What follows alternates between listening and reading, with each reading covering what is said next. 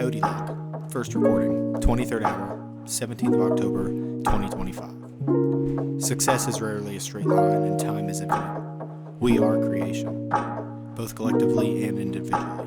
It is our duty to serve. In his books, Think and Grow Rich and Outwitting the Devil, author Napoleon Hill wrote that the other self is a higher, stronger version of an individual, often introduced at a moment of great crisis or heartbreak. It is capable of being met by all of us. Hill says that crisis is the turning point and not the end. He explains that the turning point in the lives of those who succeed usually comes at a moment of crisis, disappointment, or defeat, and that while going through these heartbreaking struggles, a person is introduced to their other selves.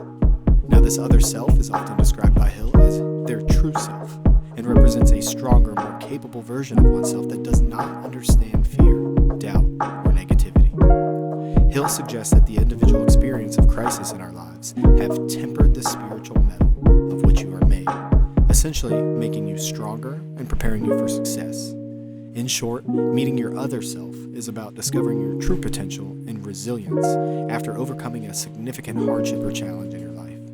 It's the moment when a person sheds their timid, fearful self and embraces a new identity characterized entirely by faith, decisiveness, and persistence. I met my other self multiple times, and every single time happiness came with that meeting.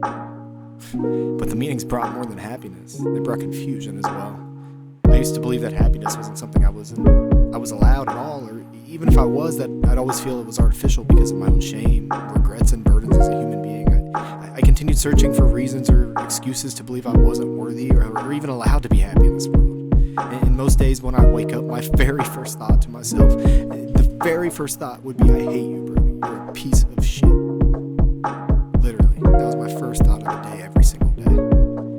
And, sometimes, some days it still is, if I'm being entirely honest. But I've learned that I don't have to listen to that voice, and I don't have to believe that it's even true.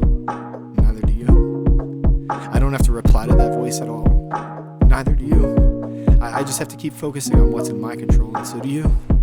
I have to keep focusing on how to be a good person, how to be the best possible me at all times, while simultaneously knowing that my ego does not matter. I starve my ego by ignoring the voice in my head, the ego voice in my head, and then I feed my soul by listening to the voice of others. This is Coyote, first recording and log transmission.